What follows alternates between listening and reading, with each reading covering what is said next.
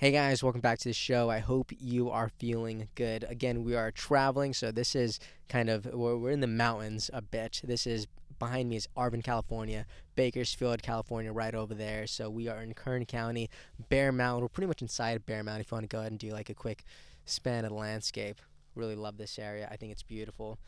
But I want to go ahead and talk about things that are happening in this country, especially to some recent developments with Senator John Fetterman. And you guys probably already know this. I made a community post. I pinned my last comment on the last video. And this is some unfortunate news because I was really counting on John Fetterman just because he seemed to be someone who was incredibly sane. He was someone who was open to having these conversations. And in a recent tweet, he was pretty much saying that he's voting no on confirming RFK Jr. and Tulsi Gabbard. And this is just really unfortunate. I wasn't expecting that, but we're going to go ahead and move forward anyways. I still think they are going to be getting confirmed just because they had unilateral support across the Republican Party in their committees respectively. So I think that's just going to remain consistent. So I'm hopeful, I believe in it, and I think a lot of other people do too.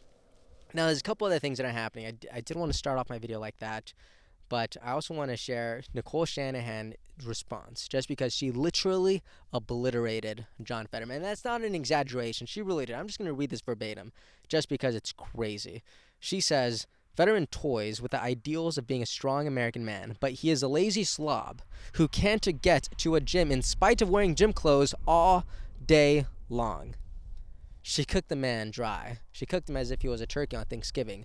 This is crazy. And other news with Nicole Shanahan, I actually really like this. Also, Nicole Shanahan is being coined as like one of the good billionaires, and Ian Carroll is one of the people saying, man, we need more billionaires like Nicole Shanahan. And I just want to say, for the most part, I kind of agree. We need people who are going ahead and willing to not just put their voice on the line, but to put finances on the line, just because we live in this type of world where the person who usually has the most resources just ends up being at the top of the conversation. So, yeah, we do need more Nicole Shanahans, but I want to say she's using her finances for something good as well. Like I said, we are in California. LA is about 2 hours south from here, so LA's pretty much home from here, all right, if you zoom out far enough.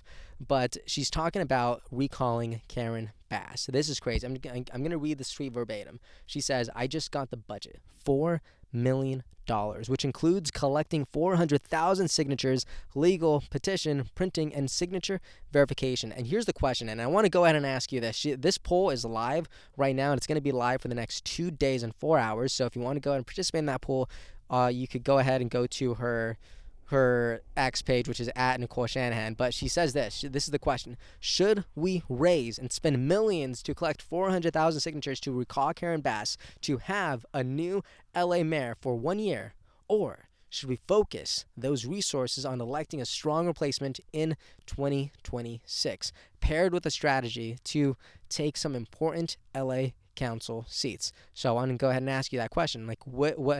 What's the better strategy here? Like, yes, to recall Bass now, or no, save money and plan for the future for 2026. So go ahead and let me know what you think about that in the comments. And she also took another jab at John Fetterman, and I think this is hilarious. So she said, I'm not trolling, by the way.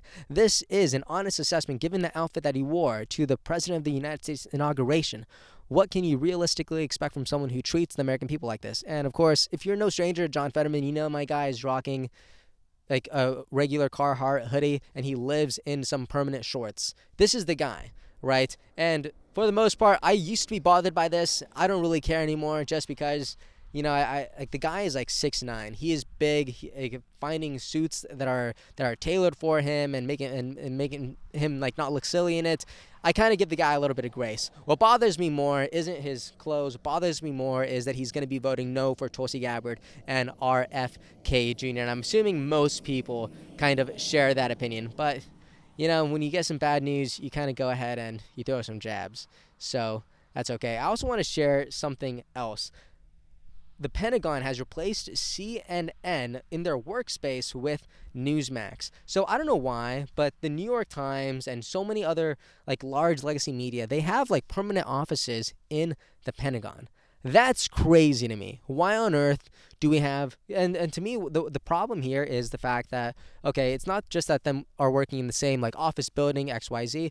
To me, it's having legacy media working essentially directly with government officials, and them being friendly with each other during lunch, and them being able to kind of exchange ideas. And now you're talking from a journalist to all these different agencies in the Pentagon. And to me, that's strange. I don't know if I like it, but what I do like is that if there ever was just a one-sided argument with, CNN and the Times and XYZ, now there's at least some sort of restoration of the political paradigm here. So I think that's good. And again, there's an idea that like so many questionable things are happening right now, and no, they aren't perfect. But I think the better question is, are they better? Are they steps in the right direction? So I don't know. There's this old saying like, are you chasing perfection, or are you chasing just getting better? Right. So I don't know. I think about that a lot. Like, are we? It's not just from going from X to Y to Z, but it's like, are you pointing in that direction? Are you standing instead of sitting down? So if you ask me, these are good steps in the right direction. And people say this all the time about RFK Jr. Like we were just having a conversation with a friend, and they brought up, like RFK Jr., the worm thing. And it's easy to bring up something like that, a very identifiable character trait that could not be the most sane thing to imagine of a person, and it does make them lose a bit of credibility, especially when it is true. But when you understand that this is actually something that is wildly common, and it didn't lead to like brain deterioration, and he's actually still a very functioning human being, and when you add that into the context, it actually makes things a little bit better. But the thing is, like, are we going to choose to identify people by their worst moments, or are we going to choose to identify people by the best expression of themselves? By that, for Kennedy, I'm like, isn't it great that he spent decades after decades leading so many great environmental agencies? Isn't it great that he was named, Times, like one of Time's Persons of the Year, right? Isn't it great that he led this incredible movement that is now known as Making America Healthy Again? Isn't it great that he helped essentially defeat Kamala Harris in this 2024 election? If you ask me, those are pretty great things. But I never want to go ahead and completely separate the bad from the good, just because it's all a person, right? So I really like this idea of looking at people more holistically, not trying to reimagine the bad, but understanding that maybe the bad is just bad, right? But it doesn't mean that this person isn't capable of contributing to an incredible future, all right? And I think that's true for all of us. So I wasn't planning on saying all that, but I think that's a pretty good place to end it. So again, we are live in Kern County, California, and this is exciting stuff. We're hanging out, having a good time. We have people saying hi to us and honking, and this is what you do whenever you're on the field. You maybe are imperfect, but that is okay, because if you ask me, I said this whenever we were in Washington D.C. It's the imperfection that makes the perfection. All right, it's our own inadequacies. Like I stumble. I'm partially dyslexic, self-diagnosed. Doctors never told me that. I just struggle with reading. If you ever, here's a fun fact about some of my videos. Most of the time, it is like just one shot, one take, and it's uploaded. It's perfect. I like it. But if I ever like repeat something, it's because I came across a word that I couldn't really share, and I had to like look it up, and then I had to learn how to do it. And I don't know. I just think that's true for this channel, but also in life. Like, I am a work in progress. I don't know it. I don't know everything. I'm not an expert. I don't think you guys are experts. I think for the most part, we're all just trying to live our best life and make the best decisions along the way and consume the best information. And I think it's okay. Yeah, we're a work in progress. WIP. I like it. Okay, so live from California. I'll see you next time. This is amazing. Have the best and most perfect day. All right, see you guys next time. Have a good one.